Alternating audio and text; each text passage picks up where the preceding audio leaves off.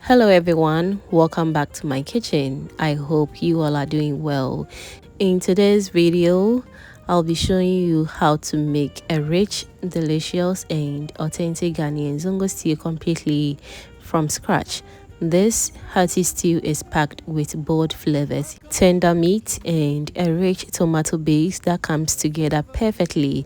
It is perfect to enjoy with white rice, boiled yam, boiled plantain. In fact, it pairs with everything. You will love it. So all you have to do is to wear your apron and let's start cooking. To begin, I'm going to start by steaming my proteins. For today's recipe, I'm using wele cow meat and also some kotoje. I've already cleaned all my proteins thoroughly so they are ready to go into my cooking pot. Next, I'm adding my blended garlic, ginger, and a little onions. I'll also go in with some aromat or pepper seasoning and a little salt to taste. In fact, these seasonings will help bring out the natural flavors of the meat and create a delicious stock as the proteins cook.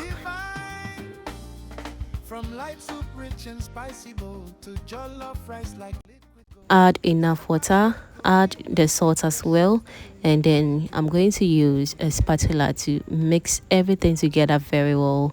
I want every single piece of wele cow meat and kotoje to be coated properly with the onions, garlic, ginger and the other seasoning. And we are back to check on our proteins, and as you can see, the stock is full of flavor, so we are not going to waste it. The proteins are also looking absolutely very soft, so it's ready. We're going to set it aside. Now into a different cooking pot, I'm going to add some cooking oil. Allow the oil to heat up properly, then I'll go in with some steamed or cooked meat. We're going to fry the meat very well on medium heat until it turns a little bit brown. So it should be in the oil for approximately 3 to 5 minutes and it should be ready. As you can see, it's not fully brown.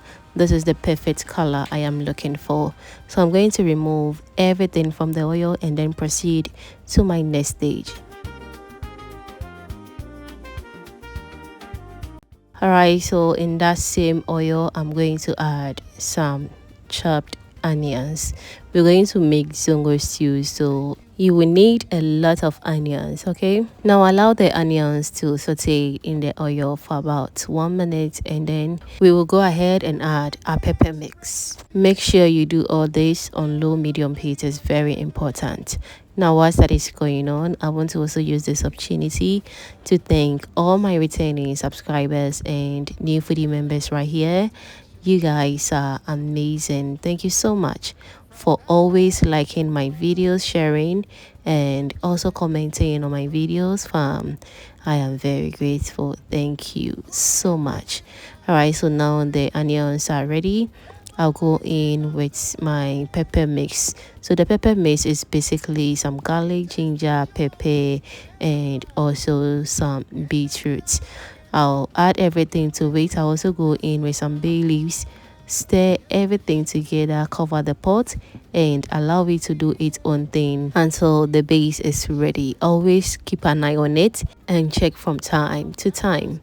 So at this point, the stew may look lighter in color, but don't worry, as it continues to cook, the pepper mix will reduce, the flavors will become deeper and the stew will develop that rich color we are looking for. Okay, so give it one quick stir and then I'll go in with this green pepper mix. It's packed with a lot of natural herbs and spice.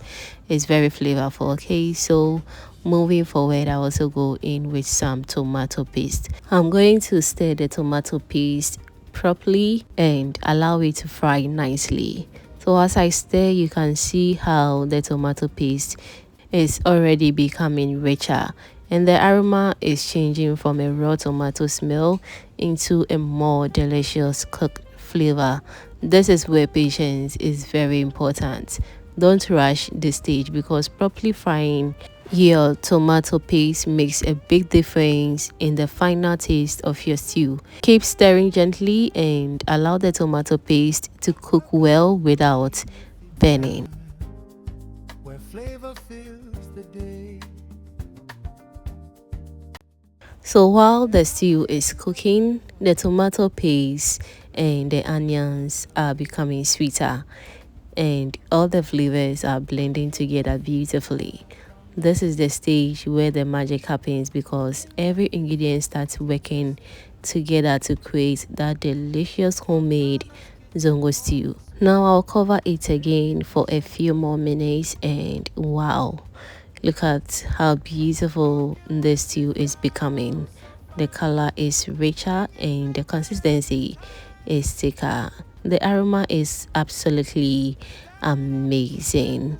I'm going to give it a good stir to make sure everything is cooking evenly. As I stir, you can see that the sauce is becoming smooth and well combined. Now it's time to go in with the meat stock and also the proteins. You can also feel free to add a little water, but the meat stock is just perfect at this moment. Okay, I also go in with the fried meat. Now it's time to adjust the seasoning. I'm adding a little more aromat shrimp seasoning and also aromat stew seasoning. For the aroma shrimp seasoning, I'm using just half of it. Since the stock is already flavorful, you don't need to do too much. Okay, we're also going to add the aromat stew seasoning or the tomato flavor to enhance the flavor very well. I also taste to check if the salt level is perfect. As always, remember to taste your food as you go. This helps you know exactly what your stew needs and prevents you from adding too much seasoning. I'm stirring everything together again, allowing the seasoning to spread evenly throughout the stew. At this stage, the aroma in the kitchen is incredible. You can smell the tomatoes, the spice, the meat, and all the fresh ingredients coming together. This is the kind of aroma that makes everyone in the house come into the kitchen asking what is cooking. I'm going to lower the heat and allow the stew to simmer gently. Slow cooking is one of the secrets to making a flavorful stew. So as the stew simmers, you will notice the oil is slowly rising to the surface.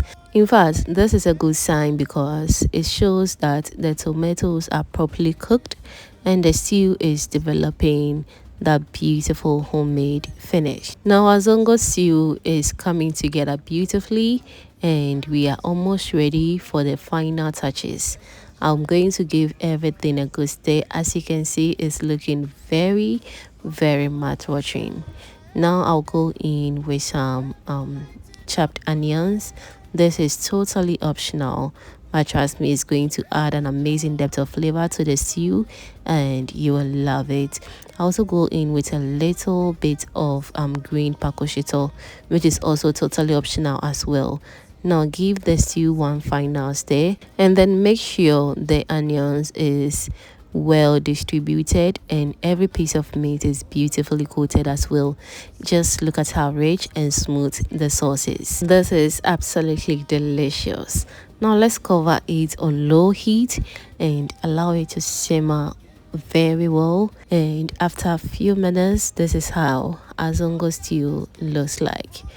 Azongo stew is now ready and it's time to serve. I'm going to serve mine with some plain rice and trust me, it was very delicious. Let me know in the comment section what you think about this Ghanaian Zongo stew in the comment section and I'll be very glad to read all your amazing comments down below. Thank you so much for spending time with me today and I hope you enjoyed today's recipe. Don't forget as well to give this video a thumbs up if you haven't done that yet, and also share this video to your lovely friends and family. Thank you and see you in my next upload. Bye.